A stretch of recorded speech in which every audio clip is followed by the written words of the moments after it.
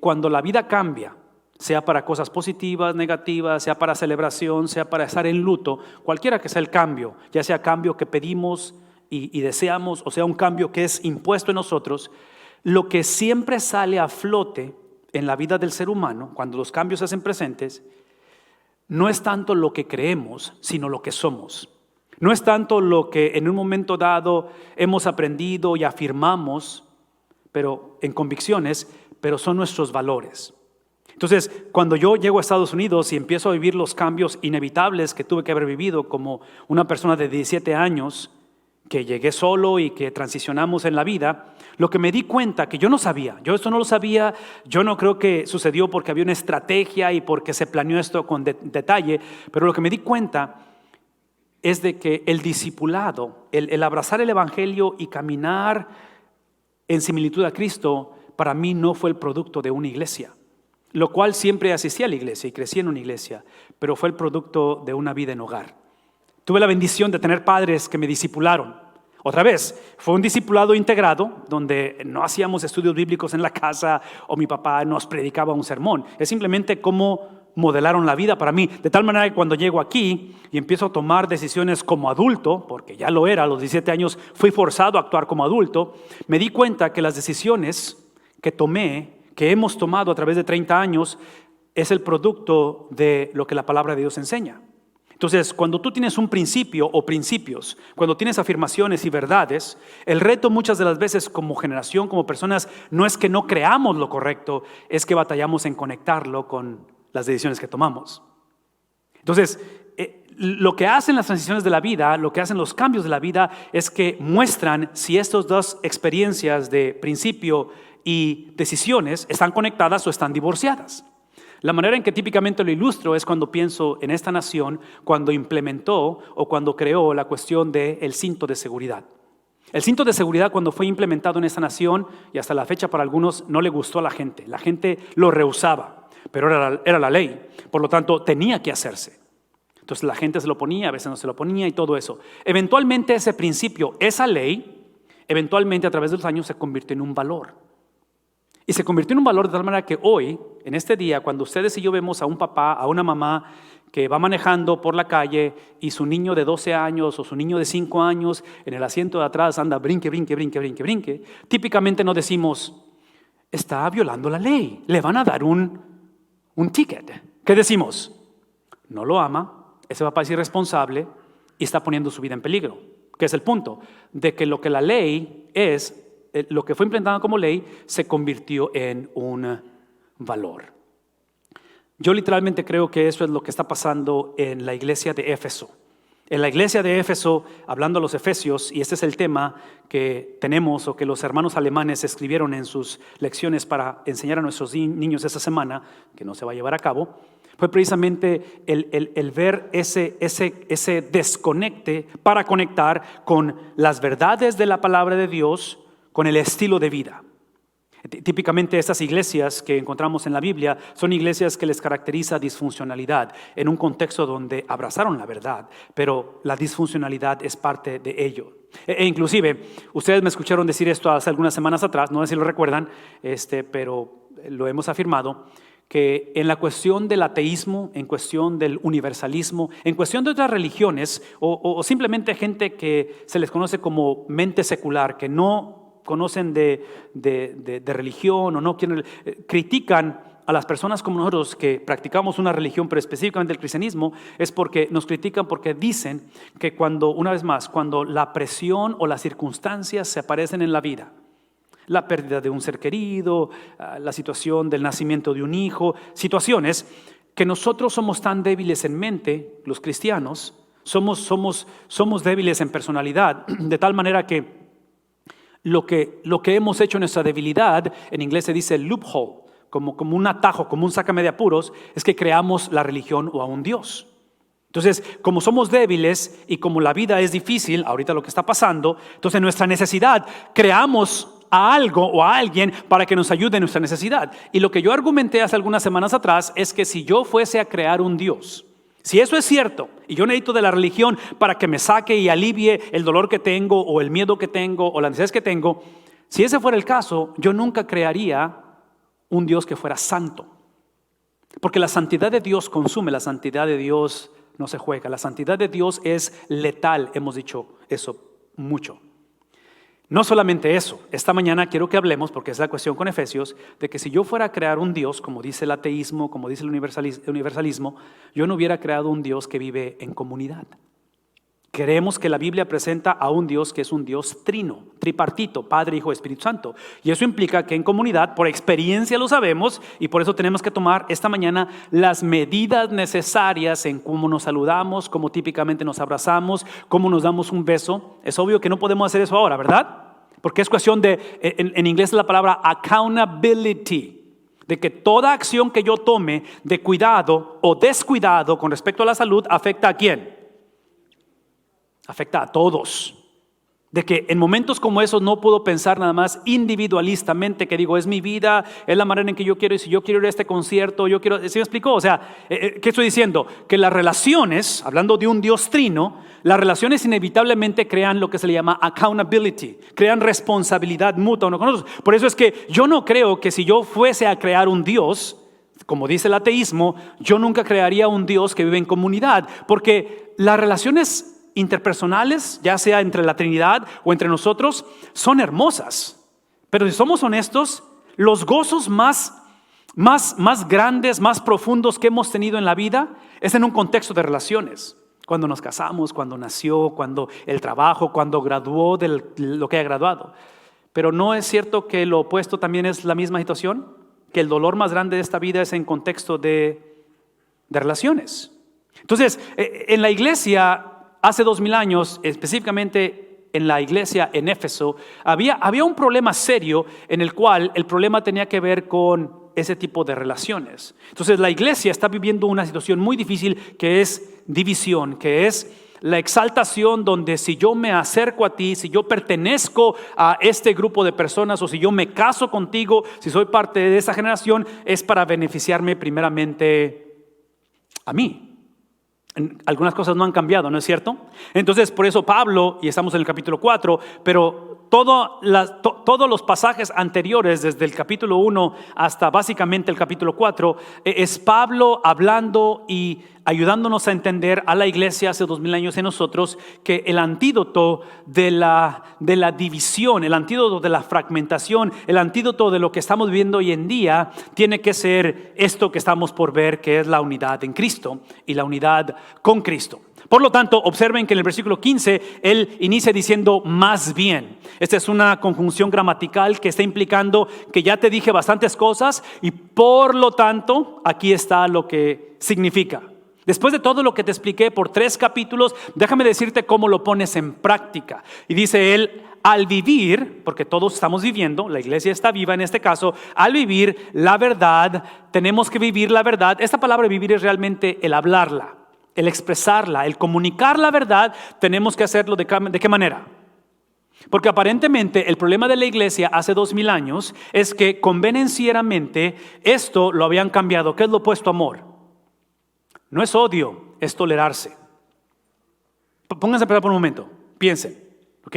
Lo opuesto a amor en un contexto de pacto, sea entre hermanos en la fe, como en un contexto de familia, que sea un contexto de pacto sanguíneo, ¿sí? Lo más triste no es cuando nos divorciamos, y el divorcio es trágico. Lo más triste es quedarnos casados y simplemente tolerarnos. Simplemente aguantarnos, simplemente decir, y típicamente esto lo hablo con respecto al bautismo o membresía de la iglesia, pero recuerdan que he dicho de que no tengo que bautizarme, pero es que puedo bautizarme. No es que tenga que diezmar, es que puedo diezmar. Entonces, en la relación interpersonal con mi esposa, con mis hijos, con los nietos, no es que tengo que amarlos, es que puedo amarlos. No tengo que perdonarte, es que puedo perdonarte. Entonces, lo que la iglesia estaba viviendo es que la iglesia, en lugar de poder hacerlo, se preguntaban, decían, ¿tengo qué? O sea, si ellos no son judíos, ellos son gentiles. Y ahora estamos compartiendo el liderazgo de la iglesia. O sea, cuando lo veo como judío, veo a los gentiles, a los griegos y les gusta el machacado con huevo. Yo no como ese tipo de cosas por mis, ¿sabes? ¿Me explico? O sea, mis regímenes y mi dieta que yo tengo. En otras palabras, el problema de la iglesia no es que se odiaban, es que se estaban tolerando. No sé si es la historia tuya, definitivamente es la mía, porque si algo nos caracteriza como familia es que estamos en la misma situación, ¿no? De disfuncionalidad, de fragmentación, de que por las buenas soy bueno, pero por las malas me sale el apellido, ¿no es cierto? Cuidado, cuidado. En fin, el punto aquí es de que si leen esto en reversa, el problema es que no es que se odiaban, es que se toleraban, porque ahora la cuestión de la verdad, observen esto, a la luz de la Biblia, la verdad no es la ausencia de error. La verdad no es la ausencia de falsedad. La verdad a la luz de la Biblia es una persona, es un estilo de vida.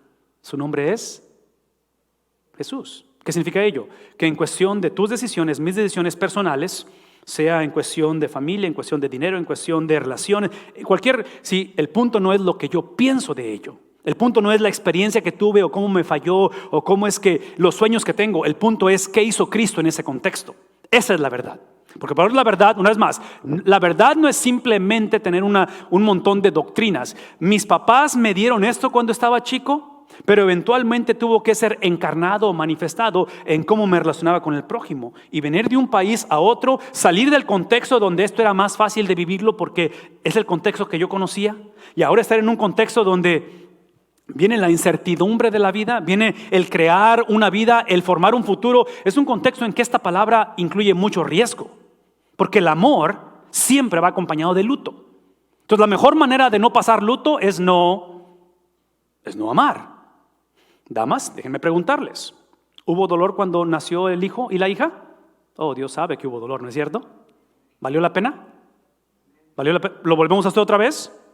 Claro que lo volvemos a hacer otra vez. Bueno, ustedes, yo no. Pero, ¿sí me explico? ¿Qué es el punto? De que no podemos separar el amor con el luto. No podemos separar la cuestión de entregarme a alguien o a algo con la posibilidad de ser traicionado.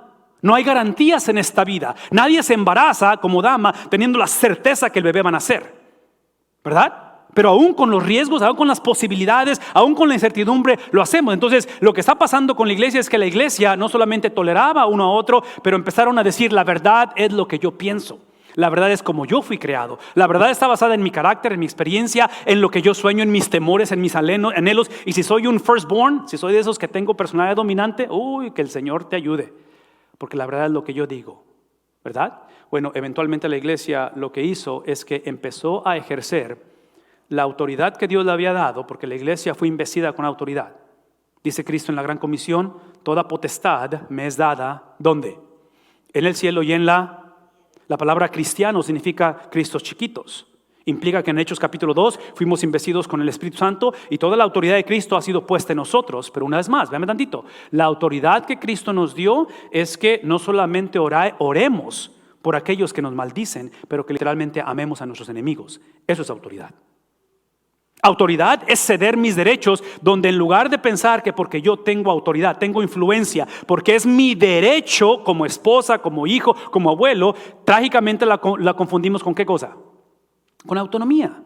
Trágicamente es ahora donde porque tengo la habilidad, porque puedo trabajar, porque tengo el conocimiento, y empezamos a hablar de las cosas como que sacáramos una charola, un resumen, un currículum y decir las cosas que hemos hecho, es que yo puedo actuar de una manera autónoma. A mí no me dicen qué hacer.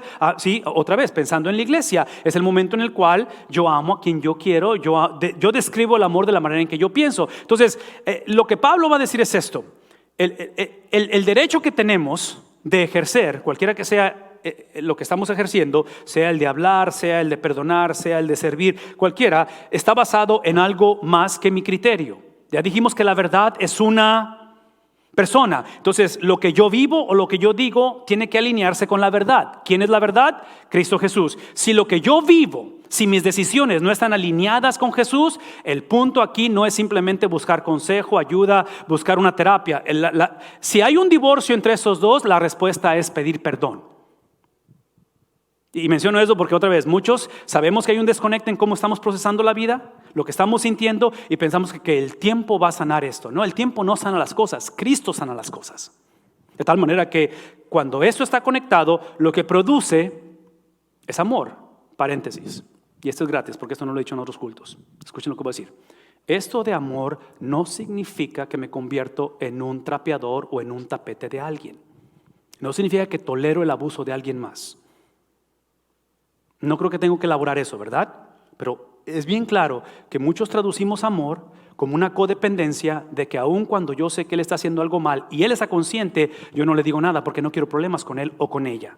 Es el tipo de relación en la cual trágicamente encontramos historia tras historia que en contexto de cristianos, si la persona no es cristiana, como quiera está mal, pero yo lo vería de un poquito diferente. Pero si tú eres un hijo de Dios, si tú confiesas que eres un seguidor de Jesús, si esta palabra no puede ser definida de acuerdo a tu verdad y de acuerdo a tu vida. Tiene que estar definida de acuerdo a lo que Cristo hizo, la manera en que Cristo pensó, la manera en que Cristo sintió. ¿Por qué? Porque esta es la razón. Porque el beneficio de ello no es una mejor vida, es una vida que está, ¿qué cosa? En otras palabras, cuando tú ves a un bebé, cuando tú ves a un niño, si el niño está sano, no tienes que decirle, oye, mi hijo, ya crece, por favor, crece. Cada día lo checas. No, una persona sana simplemente crece. Una persona que no crece es porque hay algo anormal. Entonces, esto que estamos describiendo es una iglesia que le falta, no tanto crecimiento, le falta salud. Nuestro matrimonio, nuestros hijos, tal vez no es tanto que les falta más conocimiento o un cambio, eso es importante. Lo que les falta es una relación saludable, no solamente con Dios, pero unos con otros. Por lo tanto, dice aquí, creceremos, y observen que habla de algo plural, ¿verdad? Algo en comunidad, hasta ser en todo como aquel que es la cabeza. En otras palabras, este crecimiento tiene una razón. Y el crecimiento no significa simplemente que ahora nos llevemos bien, que las cosas mejoren, que en este segundo matrimonio, no. Lo que dice crecimiento es que crezcamos en todo como, ¿quién es aquel? Es obvio que estamos hablando de Cristo. Entonces, el crecimiento de nuestras vidas tiene una meta. El crecimiento de la iglesia, el crecimiento de tu relación con otros en tus finanzas, cualquiera que sea el caso, no es simplemente crecer por crecer. No es simplemente para evitar, ¿qué es lo opuesto a crecer? ¿Declive? ¿Carencia? ¿Eventualmente muerte? Sí, no es para evitar la muerte. El crecimiento de nuestras vidas es para que crezcamos otra vez, crezcamos en la autoridad suprema, porque Él es la cabeza que gobierne nuestro hogar, que gobierne nuestra iglesia, vean tantito, que gobierne nuestras enfermedades, porque hemos creado esa división donde esa cabeza que es Cristo solamente tiene autoridad cuando las cosas están bien, pero cuando las cosas están mal, Dios no tiene autoridad, porque si Dios tuviera autoridad no permitiría que sucediera esto. Si ese no es el evangelio, ¿verdad? El evangelio es simplemente de que el Cristo, el Dios de la Biblia, Él es la cabeza en todo, pero esa supremacía de Cristo, y no entiendo el porqué de esto, Él escogió ejercerla a través del contexto de su iglesia. Nosotros somos la expresión de la supremacía de Cristo. ¿Por qué? Porque aunque podemos hacer o decir cosas, hemos cedido nuestros derechos. Aunque yo estoy cuestionando si me comprometo con Dios o no, cuando Él es la cabeza y la manera en que le demuestro a mis hijos cómo tomar decisiones bajo la dirección de Cristo es como yo modelo esto. No es cuando los traigo a la iglesia, hay que traerlos a la iglesia. No es cuando les enseño la Biblia, hay que enseñarles la Biblia. Pero una vez más, nuestros hijos, nuestra generación y los hijos de nuestros hijos van a encontrarse en encrucijadas constantemente, como tú y yo, como adultos, como ancianos, en los cuales el punto aquí no es lo que decimos, lo que pensamos o lo que hacemos. El punto aquí es el engrandecimiento del líder de tu vida. Sí, el punto de la iglesia es engrandecer, no a la iglesia, no es engrandecer mi fe, no es engrandecer nuestras relaciones, no es engrandecer simplemente el hecho de que podamos vivir de la manera que queremos. Sí, el punto de todo lo que estamos describiendo es engrandecer la fama, el carácter, la persona, el pensamiento, el sentir de un judío llamado Cristo. Aquí es donde la iglesia, el problema que Pablo tiene, o el problema que Pablo ve en la iglesia. Y otra vez, no tengo el tiempo, pero me gustaría expandir eso un poquito. Pero en cuestión de enseñanza falsa o doctrina falsa, escuchen lo que voy a decir. Escuchen. Una característica de una persona, una familia o una iglesia que vive en falsedad, sea doctrinal, sea espiritual, sea moral, sea personal, cualquier cosa, típicamente eso es lo que se le llama un blind spot. Cuando ustedes van manejando y tienen un espejo retrovisor, bueno, retrovisores de acá, de los que están paralelos, típicamente tienen un punto, ¿qué le decimos? Punto ciego, que no alcanzamos a ver. Mi punto es este: yo no creo, esa es mi interpretación. Yo no creo que esta mañana hay gente que vive en falsedad que está pidiendo buscar la verdad. Yo no creo que es eso. Yo pienso que personas que viven en falsedad, perdidos, sin Cristo, son personas que son esclavos al pecado. y que a menos que Cristo los libere, no van a poder buscar esto. ¿Qué estoy diciendo? Esa es la razón por qué alguien como Pablo, con autoridad apostólica, inspirado por el Espíritu Santo, él manda estas cartas. La iglesia no estaba pidiendo estas cartas, ¿sí? La iglesia no está diciendo, ay, ojalá alguien nos ayude y nos instruye. No, no, no. Simplemente Pablo, bajo la unción, bajo la dirección, bajo la autoridad que Pablo tenía, no autonomía, autoridad, es que él expone literalmente la falsedad de la iglesia. ¿Qué es la falsedad de la iglesia? Una vez más, la falsedad de la iglesia no es que estaban divididos. La falsedad de la iglesia es que vivían una vida de uniformidad. ¿Qué significa ello? En el salón de atrás, porque yo estaba aquí cuando los trajeron, están todos los jerseys, todas las camisetas de todos los equipos de los niños que debimos de haber dado hoy.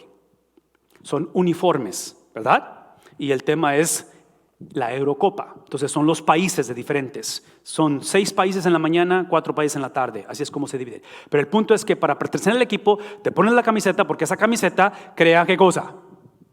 Uniformidad. Pero el hecho de que tú pertenezcas a ese equipo no significa que todos son porteros, que todos son defensas, que todos son delanteros, que es el punto de que esta uniformidad tiene que traer la habilidad de poder ejercer lo que te hace a ti ser único. En otras palabras, la iglesia trágicamente pensó, y eso es lo que está pasando hoy en día, que el propósito, y eso es lo que es la falsa doctrina no es tanto que abrazamos el evangelio, que rechazamos el evangelio. La falsa doctrina es abrazar el evangelio y crear mi propia versión de él. Inclusive ayer estaba platicando con un amigo y bueno, no lo voy a decir que estábamos platicando, pero el punto es este. Cuando hablamos, el tema que estábamos tratando es que yo le dije a él eventualmente, si tienes necesidad de explicar este punto, esa es la evidencia que está mal. Entonces, cuando yo tengo que explicar mi cristianismo, es que estás diciendo, estoy creando una versión nueva del cristianismo. Tengo que explicar mi punto, tengo que defender por qué hago esto o por qué no hago esto. Es lo que estaba pasando en la iglesia. En otras palabras, ¿quién es la explicación de nuestro cristianismo? ¿Quién es la explicación de nuestra manera de vivir? Tiene que ser Cristo, ¿no es cierto? Donde la mente de Cristo se alinea, o nuestra mente se alinea con la mente de Cristo, los pensamientos de Cristo se alinean con los... Si yo tengo que explicar las cosas, ¿qué es lo que está pasando aquí? Ellos estaban explicando su uniformidad. La uniformidad de la iglesia, que es la falsa doctrina, es simplemente decir, como judío cristiano, ahora yo solamente me relaciono con judíos que sean cristianos. Si tú eres gentil, si tú eres romano, no nos juntamos, no convivimos. Aquí es donde tenemos que entender esto. La unidad de la vida, de la iglesia, de las familias, es aquella que reconoce que la tendencia es divorciar lo que Cristo dijo con lo que Cristo implicó. En los evangelios, Nuevo Testamento, tenemos Mateo, Marcos, ¿qué sigue? Lucas y luego Juan. Son 4 evangelios. Esos 4 evangelios son las cosas que Cristo dijo. No es la historia de Cristo, porque no es una biografía, ¿sí? Son las historias de Cristo. Estos autores, estos apóstoles, estos hombres y mujeres, ellos escogieron ciertas historias y narrativas para compartir un mensaje a quienes hayan sido sus destinatarios. Pero ahí encontramos lo que Cristo dijo. Las epístolas, que otra vez Mateo, Marcos, Lucas y Juan, tenemos el libro de los Hechos, que es historia, pero después de Hechos, el resto de ella es lo que Cristo implicó. ¿Qué estoy diciendo? Esto es lo que estoy diciendo. En el concepto de unidad, lo que nos une no es simplemente, piensen en el hogar, lo que une el hogar es simplemente abrazar lo que Cristo dijo y abrazar lo que Cristo implicó. Cuando un hogar vive en uniformidad y lo impongo porque soy el papá, porque tienes que ir a la iglesia, porque es el tipo de persona que abraza lo que Cristo dice, pero crea su propia versión de la implicación de lo que Cristo dice. Es por eso que yo siempre he recomendado que a través de texto no entablen conflictos, porque ustedes saben que por texto esto puede cambiar, ¿no es cierto? Yo puedo estar tratando de comunicar un chiste y la persona lo toma como algo ofensivo. Tienes que hacerlo personalmente, porque no es solamente lo que decimos, es también, ¿qué cosa? Es cómo lo decimos. Entonces, en este caso, la unidad que está describiendo el apóstol Pablo para esas iglesias es que ellos habían convenencieramente divorciado lo que Cristo dice con lo que Cristo implicó. Por lo tanto, y si algo les sirve esto, los evangelios es lo que Cristo dijo. Aquí están las palabras de Cristo, inclusive en sus Biblias, a veces están en color rojo, ¿ok? Lo que Cristo dijo. Las epístolas es lo que Cristo implicó. ¿Por qué esto? Porque como esta era la realidad, lo que los apóstoles bajo la unción del Espíritu Santo y bajo la autoridad de Dios están cerrando el abismo.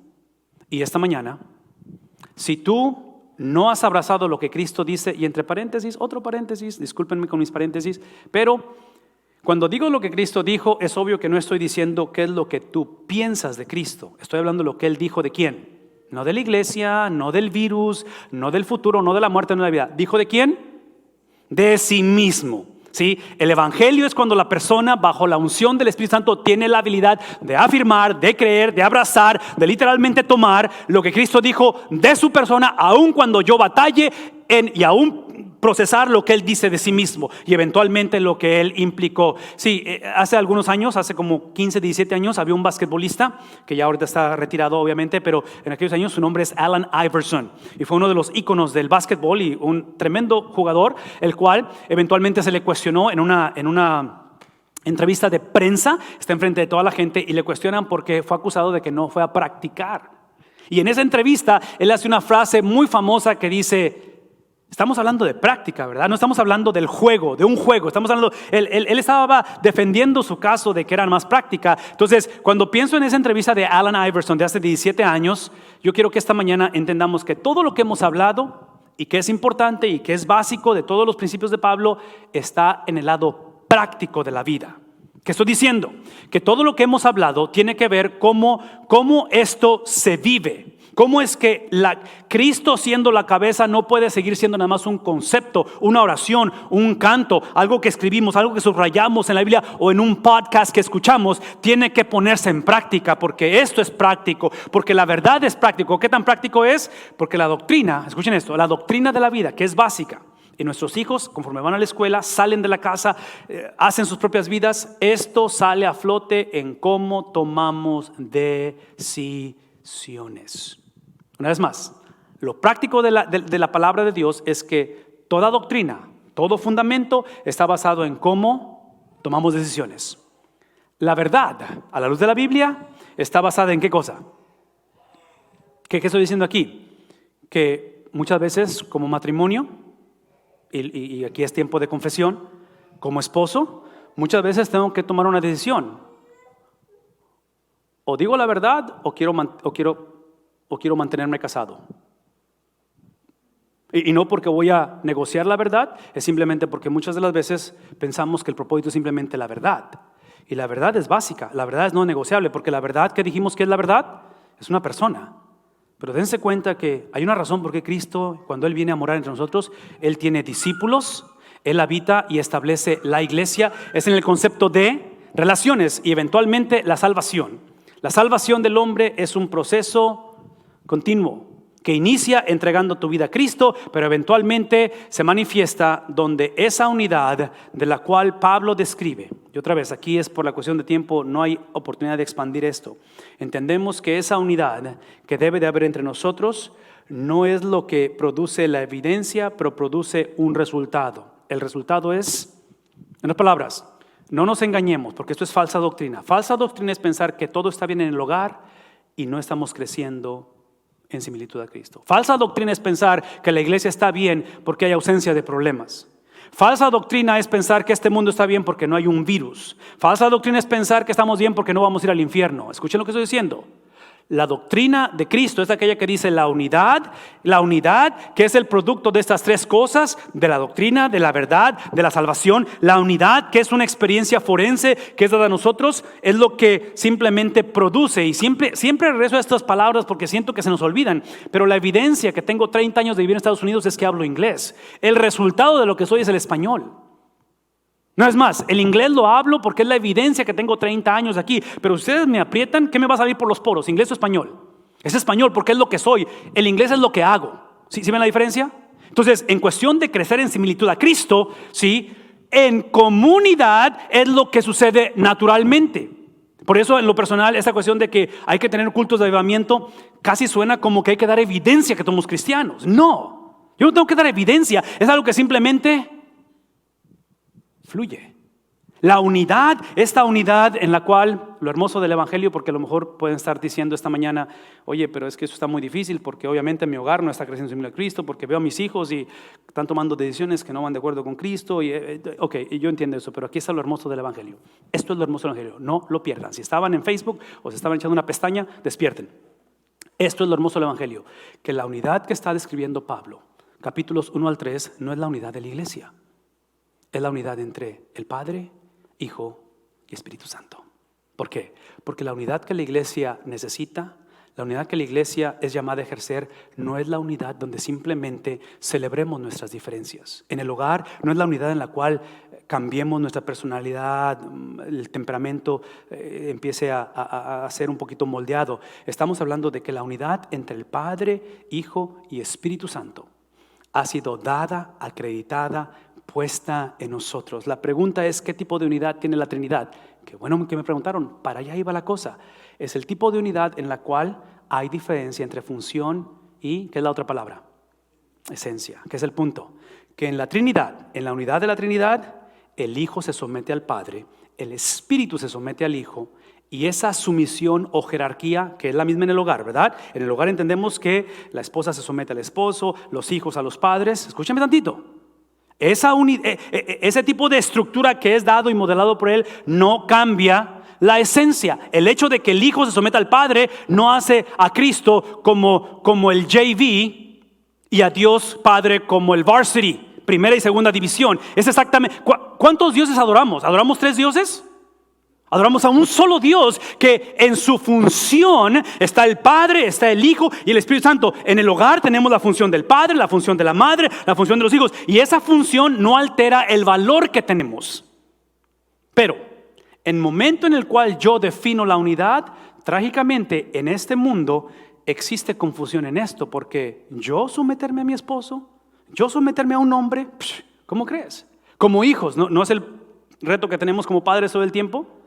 Que se sometan a la autoridad de sus padres ok, vamos a hacer. ¿Se acuerdan cuando ustedes eran jóvenes? Y lo que batallamos para someternos a la autoridad de los maestros. El punto aquí es simplemente que esto crea una confusión muy grande.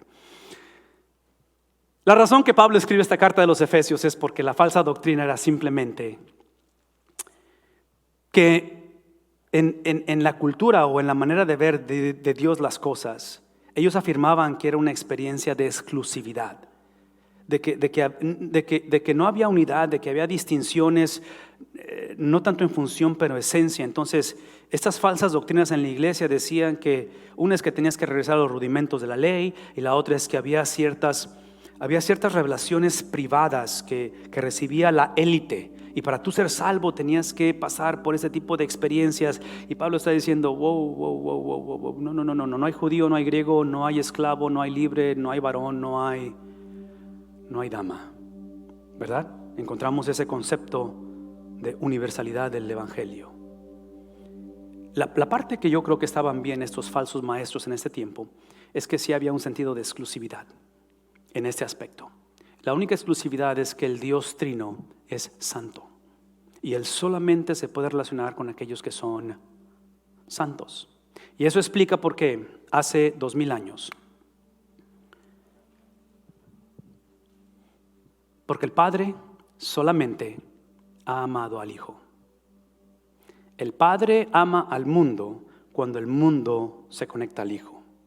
El Padre solamente ama al Hijo. Antes de la fundación de este mundo, el Padre y el Hijo, en este concepto de función, de esencia, de Trinidad, tuvieron una conversación y el Padre ve la necesidad del hombre, de su perdición, de su pecado, y el Padre le dice al Hijo, yo voy a darte, porque yo te amo a ti, yo voy a darte a aquellos que van a ser salvos. Entonces, el Hijo recibe ese regalo que eres tú. Si eres salvo, tú eres el regalo del Padre al Hijo. Pero el precio a pagar es que ese viernes el Hijo va a tener que ser separado, ese concepto de exclusividad. Porque el Padre, por mucho que ama al Hijo, el momento en el cual el Hijo, el cual no conoció pecado, por nosotros se hizo pecado, es el momento en el cual ese viernes es la cúspide, es el clímax. En inglés decimos el summit. Es la expresión máxima donde Cristo, su vocación desde un principio fue el sufrimiento. Y llega ese sufrimiento en el cual Él es tratado, expuesto, es declarado como un malhechor, es declarado como la expresión más grande de pecado. Es la acumulación de tus pecados y mi rebelión. Los nietos que todavía no conozco, los hijos de mis hijos, de los hijos, el pecado que van a cometer fue puesto en Cristo ese viernes. Por lo tanto, Cristo, por la relación con el Padre, Él tuvo que ser separado de Él. En esa parte, este tipo de doctrinas tiene sentido porque hay exclusividad. Pero la exclusividad que el Padre puso en el Hijo tenía un propósito. Porque ese domingo, ¿qué usa el domingo? El amor que tiene el Padre por el Hijo, que tuvo desde antes de la fundación del mundo, es el amor que va a ser reflejado porque Cristo vivió por ¿cuántos años en la tierra? 33. Y el hecho de que Él fue separado de Dios, donde el que no conoció pecado por nosotros hizo pecado, eso no implica que el Padre cambió su amor para con su Hijo. Es simplemente que el amor tenía un propósito, y el propósito es que ese domingo en la mañana, el mismo Padre a su mismo Hijo, su Espíritu, recuerdan el Dios Trino, el Espíritu del Padre desciende sobre el Hijo, y ese cuerpo que estaba ahí sin vida, Él literalmente traído a una nueva experiencia donde Cristo resucita de entre los muertos. Y esa es la razón por qué esta mañana podemos orar con la confianza, con la certeza, con la base, no de que la cosa va a mejorar, no de que nos vamos a llevar bien, no que los problemas se van a disipar. Es simplemente entender, escuchen esto, que en medio de las desavenencias, en medio del luto, en medio del futuro, que no lo conocemos, en medio de la traición, en medio del dolor, en medio de la enfermedad, en medio de la muerte, hay un Dios que gobierna por encima de todas las cosas.